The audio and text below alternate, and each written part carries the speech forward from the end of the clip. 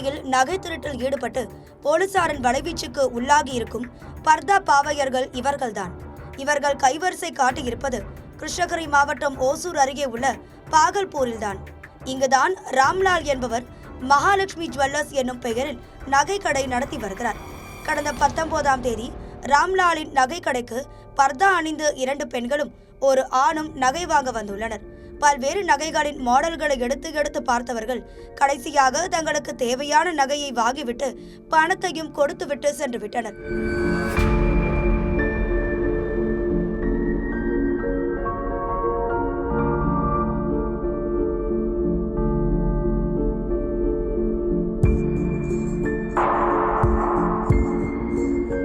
இரவு கடையை அடைக்கும் போது நகைகளின் இருப்பை சரிபார்த்த போது ட்ரேவில் இருந்த நகைகளின் எடை குறைவாக இருந்ததால் எண்ணிக்கை சரியாக இருந்த போதும் எடை குறைந்திருந்தது ராம்லாலுக்கு சந்தேகத்தை ஏற்படுத்தவே சிசிடிவிகளை ஆய்வு செய்தார். அப்போதுதான் பர்தா அணிந்து வந்த பாவையர்கள் தங்கள் கை நேர்த்தியை காட்டியிருப்பது தெரியவந்தது. 2 பெண்களில் ஒருவர் வாங்கிய நகைக்கான பணத்தை கொடுத்து கொண்டிருக்க மற்றொரு பெண்ணோ ட்ரேவில் இருந்த நகையை கையில் எடுத்து பார்த்தபடி ஏற்கனவே தனது கையில் வைத்திருந்த சிறிய ரக நகையை மீண்டும் அந்த ட்ரேவில் வைப்பது சிசிடிவியில் பதிவாகி இருக்கிறது.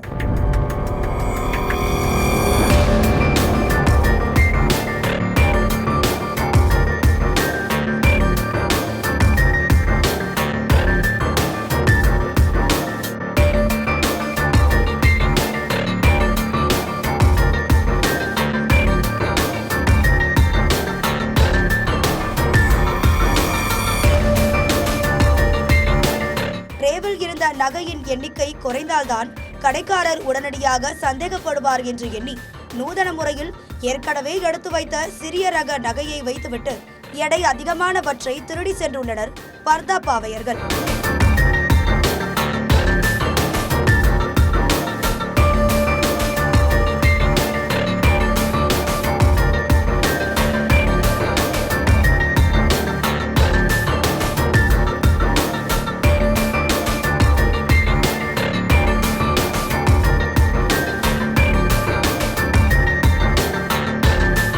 நூதன முறையில் 4.5 சவரன் நகைகளை அந்த கும்பல் திருடி சென்றிருப்பது குறித்து ராம்லால் அளித்த புகாரின் பேரில் பாகலூர் போலீசார் வழக்கு பதிவு செய்து அவர்களை தேடி வருகின்றனர்.